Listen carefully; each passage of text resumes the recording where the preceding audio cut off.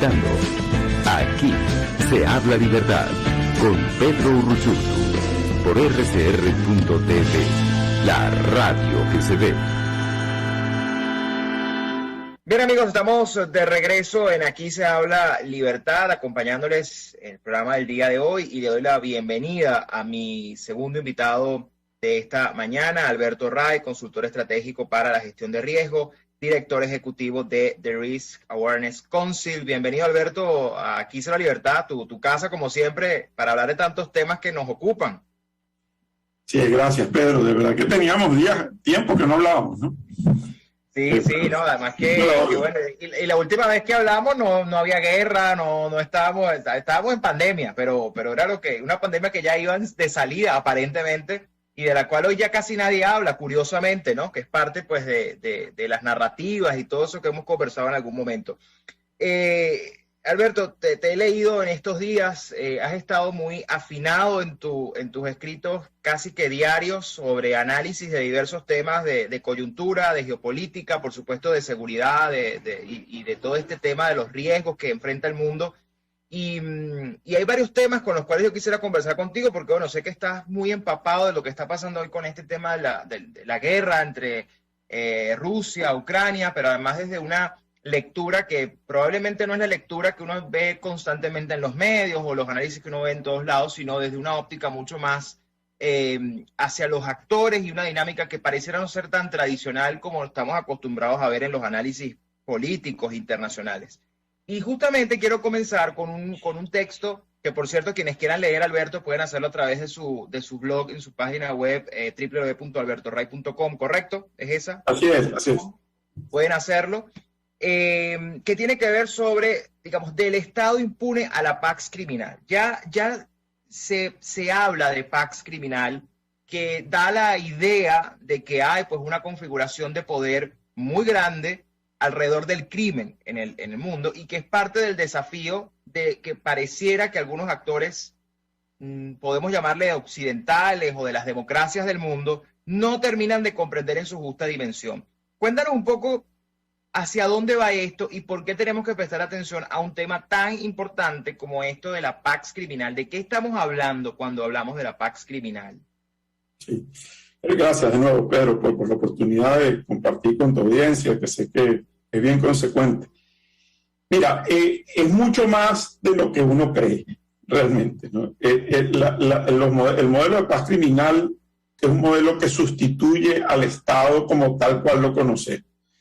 Nuestros estados, vamos a decir, modernos, nuestros estados nacionales que nacieron, por lo menos en Occidente, ¿no?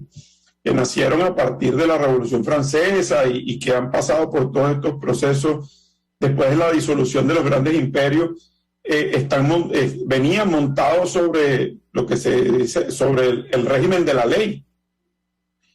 Y la ley, y nadie está por encima de la ley. Yo creo que esa es una de las frases que más se cita y menos se obedece, ¿no?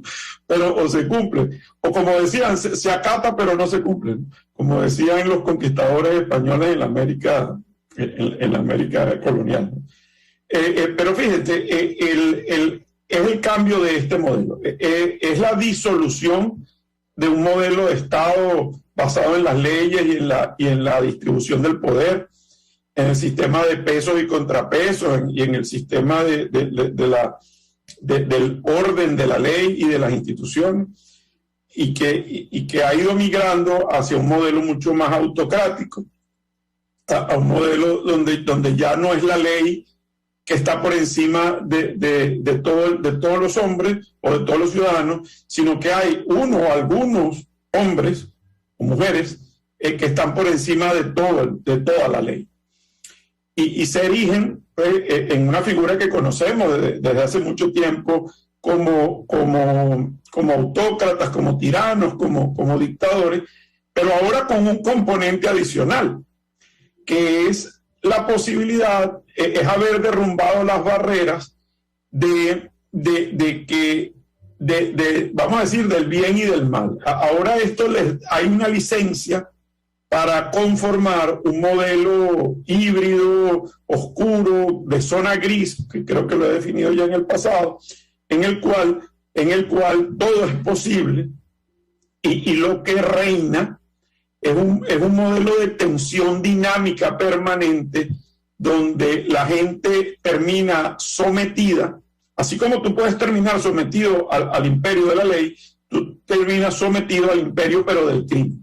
Porque al final el crimen puede, sin ningún proceso previo, cobrar hasta con tu vida que tú te salgas del modelo o te salgas del sistema.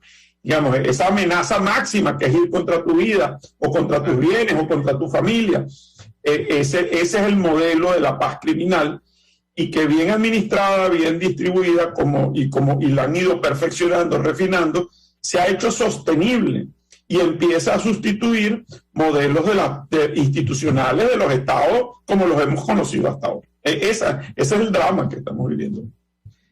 Eso se conecta un poco con esta percepción que uno, sobre todo ahora con el tema de la guerra ruso-ucrania, uno lo percibió en los primeros días, en lo que, digamos, la lógica de la opinión pública decía algo así como, bueno, pero no se está haciendo nada, no hay reacción, no responden, ¿no? Y es porque, en parte, lo que tú dices, ¿no? Pareciera que hay una incomprensión de esta dinámica por omisión, por ignorancia, por ingenuidad, por lo que sea, porque se niegan a hacerlo, pero al final porque pareciera que tampoco hay mecanismos que puedan hacerle contención a esto, ¿no? En ese sentido, ¿cómo crees tú que debe reaccionar entonces quienes, no solo desde la visión esta de la ley o de las instituciones, tienen la capacidad de incidir tomando ciertas decisiones para frenar esto, sino que también tienen, por ejemplo, un poder militar que pareciera que cada vez, visto desde la lógica tradicional del Estado, pareciera que es menos eficiente si se sigue tratando en esos términos, desde la lógica de la inteligencia, la tecnología, es decir, ¿cómo abordarlo entonces? Porque aquí lo que estamos viendo entonces fundamentalmente es un tema de entendimiento de cómo afrontar esto, y por eso la reacción de la gente es decir, bueno, pero entonces Occidente está indefenso, no hace nada, están de brazos cruzados. Hay una parálisis, ¿no? Sí. Efectivamente, digamos, los estados, como los conocemos, están en una desventaja en este momento muy importante frente a los modelos de paz criminal y de impunidad. Porque lo que yo comentaba en el artículo es que todo esto empieza con la impunidad y la corrupción y termina en la paz criminal. Y eso es lo que estamos viendo. La paz criminal es la consolidación de una nueva fórmula de Estado. Y es un Estado pues autocrático, donde no se privilegia la vida, donde simplemente, y funciona el mercado, y funciona una cantidad de cosas en estos modelos, y lo vemos en China, por ejemplo, y lo vemos en Rusia también. No, y la gente estimula el funcionamiento del mercado y la gente se hace parte sin creer o sin entender que es una dinámica de ese tipo, ¿no? Bueno, simplemente porque, mira, te tocó y entra dentro de esa dinámica, pero obvias o simplemente no puedes retar el modelo de paz criminal. Es decir, no hay un tribunal al que puedas apelar, por ejemplo. Eso no existe.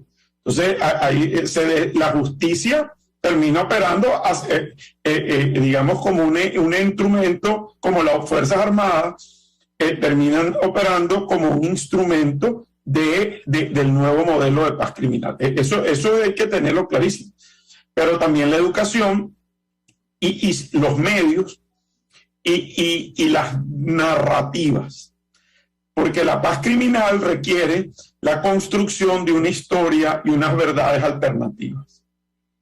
Porque es difícil, después que venimos de 250 años de historia, de libertad, digerir esto, ¿entiendes? Bueno, ¿dónde quedamos ahora? Entonces, tú tienes que construir una apariencia, tú tienes que seguir operando, porque esto es uno de los elementos que fortalecen a estos nuevos estados criminales. Tú tienes que mantener las apariencias para seguir operando dentro de los modelos anteriores, pero con un propósito distinto. Y te pongo un ejemplo que todo el mundo va a entender.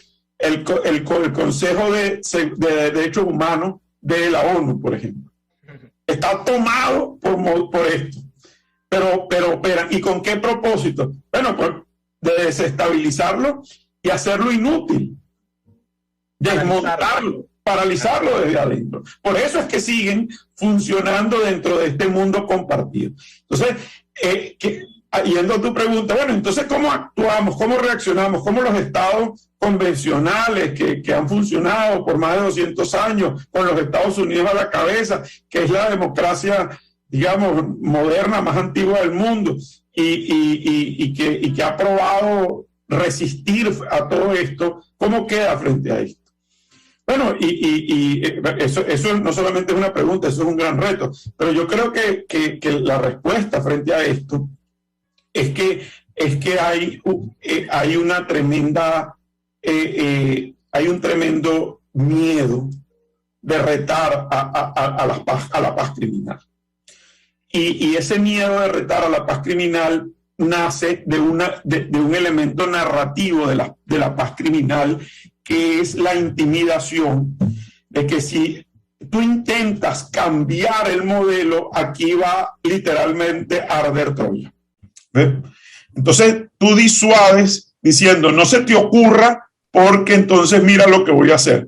Y esa es la explicación por la cual, por ejemplo, Putin en el segundo día de la guerra dice, mira, yo voy a activar mi tema nuclear. ¿Ves? Porque si no, aquí va a arder el mundo entero si ustedes deciden retarme a mí en este plan. ¿Entiendes? Y eso explica, digamos, la reacción de Europa y de digamos, del hemisferio occidental en pleno cuando dice, bueno, no nos vamos a meter en un conflicto que puede terminar haciendo una guerra europea, ni vamos a mandar despliegues, o sea, no vamos a desplegar efectivos, sino todo como por fuera, muy desde la lógica de evitar la escalada nuclear, ¿no? Porque bueno, Putin ahí picó adelante, ¿no? Y esa es la mejor muestra, tal cual. Totalmente. Tal cual. Es un modelo a ver, estos son modelos que operan con un elemento clave, que es sus capacidades de apalancamiento. Rusia tiene dos apalancamientos muy importantes. Uno es la energía y la dependencia del continente europeo en mayor o menor medida de la energía que proviene de Rusia, petróleo y gas básicamente. Y el segundo es su arsenal nuclear. Entonces ahí hay dos elementos de apalancamiento que hacen posible todo esto. Y además una Rusia que, como también tú luego describes en otro artículo sobre Putin, que es una Rusia que además está acostumbrada a determinados ciclos de escasez, de crisis económica, pero que bueno, se basa precisamente en esos apalancamientos para retroceder, reacomodarse y resurgir, ¿no? Que es un poco lo que hemos estado viendo en los últimos años, ¿no? Con respecto a Rusia.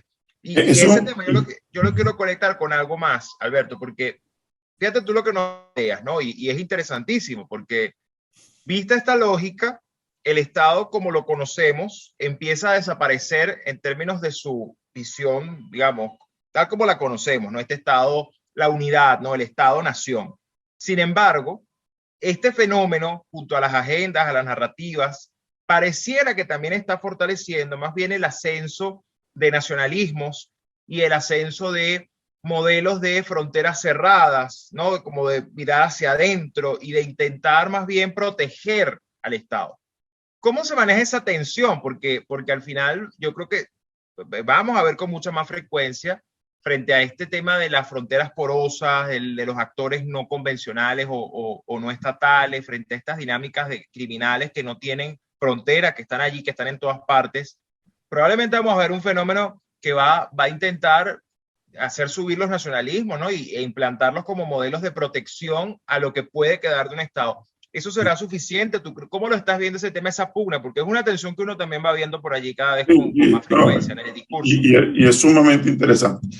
Fíjate, voy a tocar un punto previo que es el de la desactivación de lo que estos modelos llaman el enemigo interno. Rusia, China, Venezuela, Irán, Turquía, Bielorrusia, y puedo hacer una lista de 57 países o más que han logrado por una vía u otra a través de estos modelos de paz criminal desactivar las presiones internas. Cuando tú desactivas las presiones internas, estás preparado para expandirte.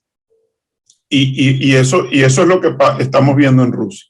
Por eso es que Putin al final no le genera ningún problema lo que ocurra dentro de Rusia. A veces desde Occidente creemos, bueno, que es que los rusos no van a tener pan ni van a poder sacar dinero del cajero. Por Dios, los venezolanos sabemos lo que es eso. Y hemos vivido por muchas veces, por mucho tiempo, ese tipo de escenario. Y al final eso no es un elemento que determina el poder en este tipo en estos formatos nuevos de Estado. Digamos. Entonces, que te dificulta la vida diaria, pero la gente al final busca la manera de cómo evadirlo y ya. Totalmente, y eso hace, pero eso no desestabiliza el poder, al final, para nada. Eso es un tema. Pero yendo al segundo tema, claro, ¿qué es lo que pasa? Que cuando los estados, digamos, naciones, como tú los defines, y esa es la definición correcta, el estado soberanista, el estado-nación, no tiene otros elementos frente a este proceso expansionista de los modelos de criminales y de paz criminal, no le queda otra opción que cerrarse. No le queda otra opción que ir sobre sí misma y protegerse. ¿Ves? De hecho, esta visión de expansionismo nace.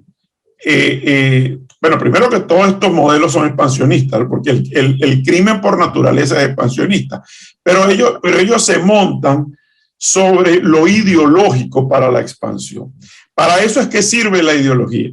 Acuérdate que el marxismo era internacional. El marxismo no era un movimiento de un país, era un movimiento de las clases sociales.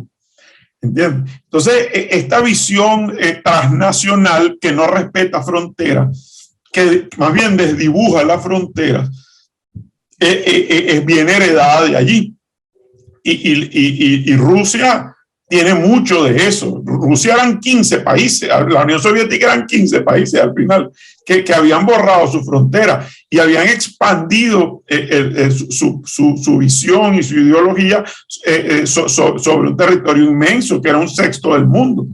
Entonces, esto es una repotenciación frente a eso. Y el mundo, digamos, los estados-nación, que todavía no hemos podido digerir y asimilar este tipo de cosas, tenemos que, la primera fórmula de protección es, mira, vamos a cerrarnos y vamos a estimular entonces aquello que nos diferencia, no nos une, nos diferencia como nación y como pueblo. Esto es complicadísimo, porque lo que viene no lo que viene, pero lo que podría venir es un conflicto.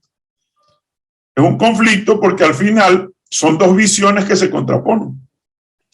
Y el conflicto ya no vendría marcado digamos, por el territorio exclusivamente, porque el territorio es simplemente uno de los planos de esta confrontación, sino es el conflicto viene por la imposición de una nueva manera de hacer el Estado.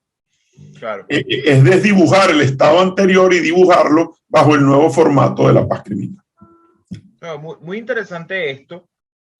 Y lo quiero conectar entonces con otro de tus artículos muy bueno también, que es el de la libertad. Oye, eres un gran lector, te felicito. La libertad de decir no, porque es que la verdad es que hay una conexión. A lo mejor no lo hiciste con esa intención, pero si uno va viendo el timing y como va viendo todo, quizás no en ese orden, pero porque tiene mucho que ver, ok, entendemos la realidad, este es el mundo que tenemos, pero también ese mundo requiere, bueno, de gente con visión de Estado, pero no desde la visión tradicional del Estado, sino de los desafíos que está enfrentando el Estado. Es decir, son esas personas que, bueno, tienen que entender esto ya desde una visión global, desde una lógica de un conflicto, que por lo que estamos hablando, lo primero que podemos decir es que esto ya no es un tema de ideologías, es decir, seguir viendo esto bajo la lógica de la Guerra Fría o bajo la idea de la derecha y la izquierda, es obsoleto, y además probablemente nos quita elementos de profundo de análisis para comprender realmente lo que estamos viviendo. Entonces no es un tema ideológico,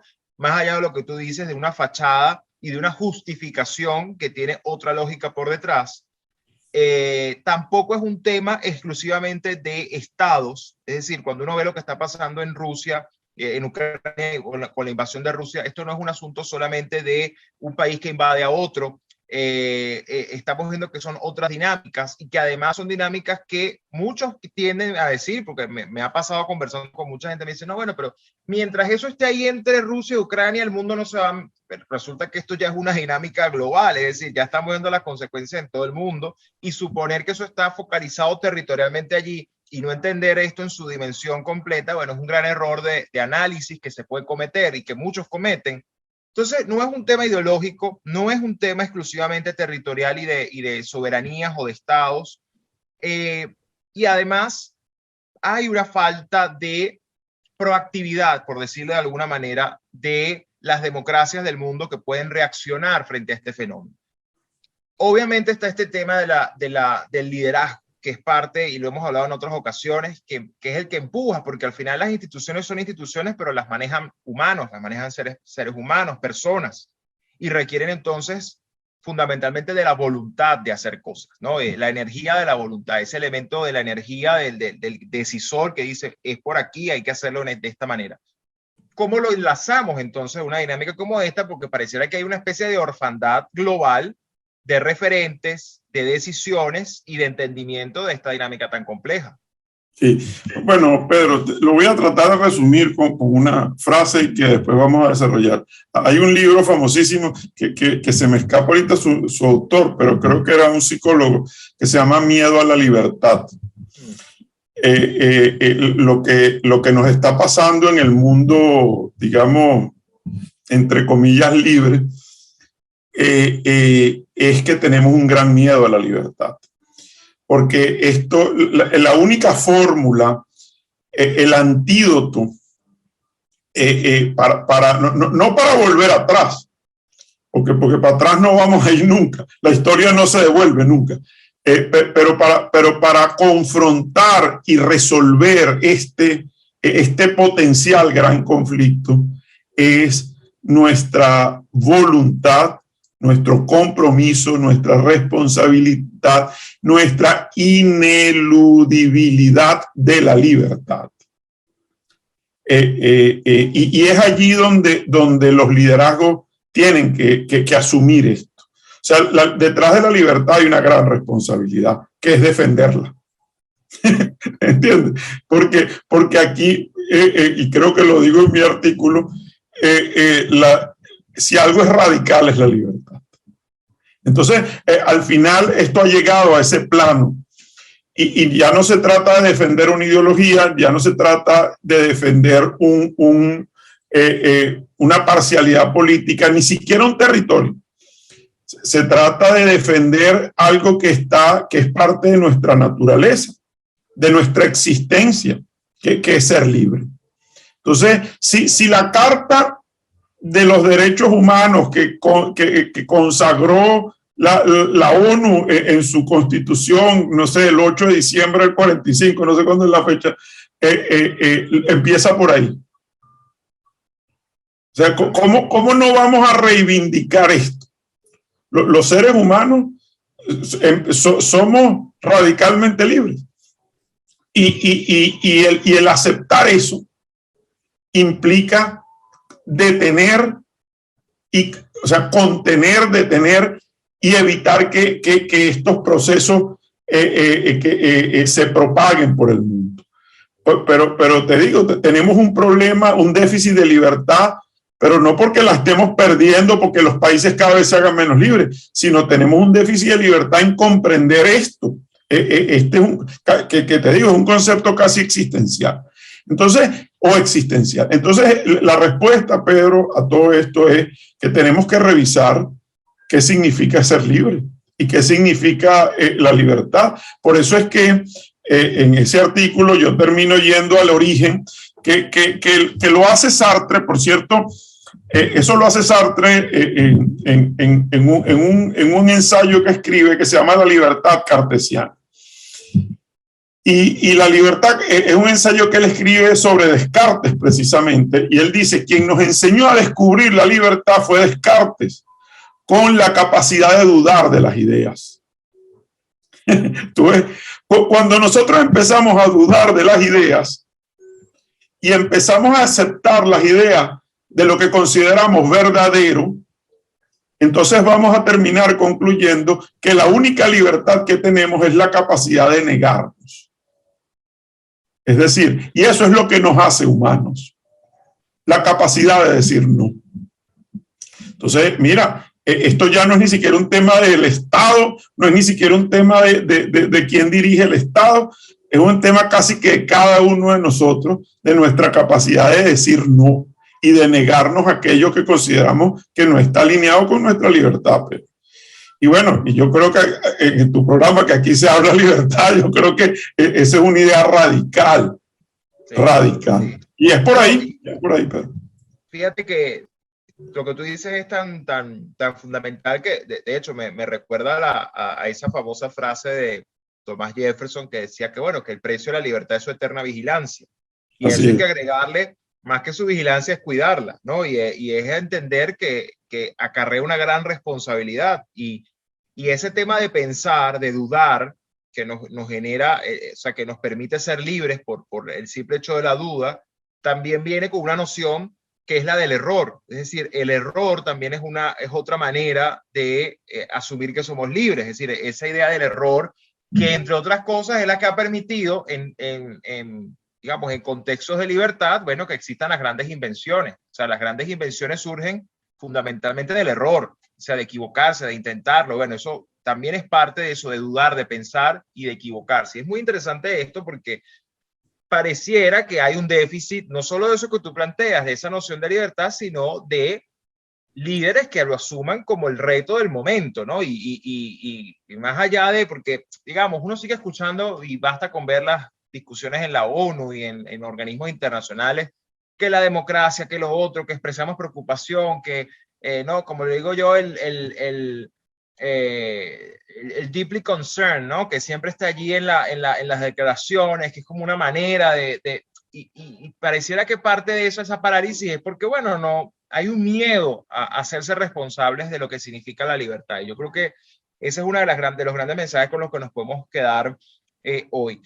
Ya nos quedan pocos minutos, Alberto, pero yo quisiera, antes de cerrar contigo en esta gran conversación que hemos tenido, que además nos hemos paseado por temas interesantísimos de realidad, de coyuntura, pero también de teoría y de libertad en general. Yo quisiera, en 2 minutos, sé que puede ser difícil y te estoy poniendo en un gran aprieto, pero bueno, vamos a intentarlo. Para quienes nos escuchan y están buscando respuestas hoy frente a lo que sigue ocurriendo en Ucrania, porque es un conflicto que mientras hablamos sigue en desarrollo, con unas matices, por supuesto, en comparación con lo que vimos hace un mes. Pero ya tenemos un mes en esto y la gente se pregunta ¿hasta cuándo? Y la gente se dice ya, y además esto alrededor de la lógica de, bueno, ya Rusia está débil, Ucrania ganó, en fin, todo lo que se dice. ¿Dónde estamos hoy parados frente a este conflicto realmente un mes después? Me interesa tu análisis y con eso cerramos esta conversación, con la promesa de que luego volvemos a hablar sobre el conflicto, porque yo no creo en lo particular que se vaya a acabar tan pronto. No, eso está empezando.